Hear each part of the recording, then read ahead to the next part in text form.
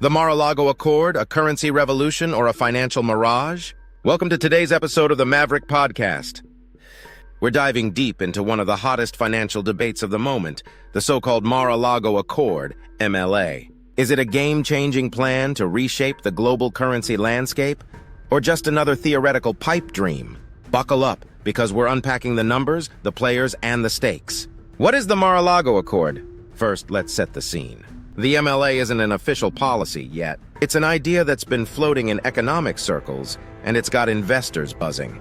The term itself stems from Mar-a-Lago, Donald Trump's Florida estate, and was first coined by Stephen Moran in late 2024. Moran, a Trump-backed nominee for the Council of Economic Advisors, has been vocal about the need for a weaker U.S. dollar to revitalize American manufacturing.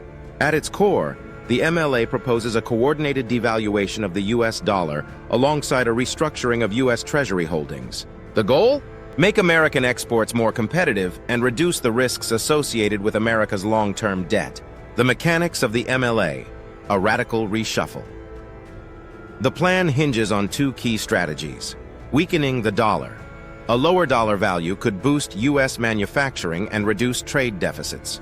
Restructuring U.S. debt.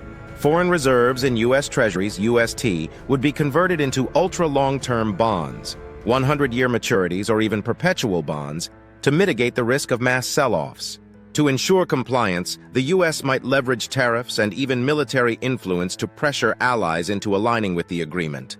That's where things get geopolitically messy. The skepticism. Can this really work?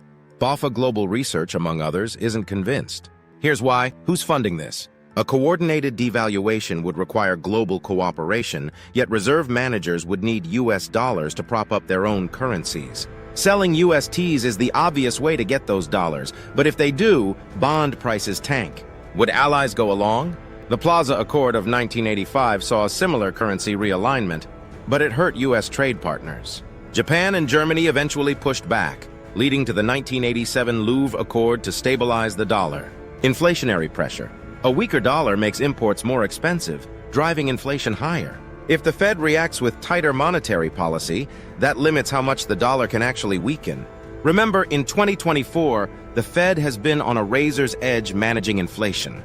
Market impact. What if the MLA actually happens? Even if the MLA is unlikely, its potential impact would be seismic. Foreign exchange, FX. The dollar could drop 20–30% over a few years. Think back to the Plaza Accord, when the real effective exchange rate, REER, of the dollar fell 30% in 7 years. Treasuries, UST. Converting foreign reserves into century bonds could flatten the yield curve, pushing long-dated USTs lower. Federal Reserve response. Higher inflation might force the Fed to hike rates, making this a self-limiting strategy. Economic growth. A cheaper dollar might help U.S. exporters, but structural issues in manufacturing, like high labor costs, aren't solved by currency moves alone. Bottom line, bold vision or pipe dream? While the Mar-a-Lago Accord has sparked heated debate, the road to implementation is steep and riddled with economic and political roadblocks.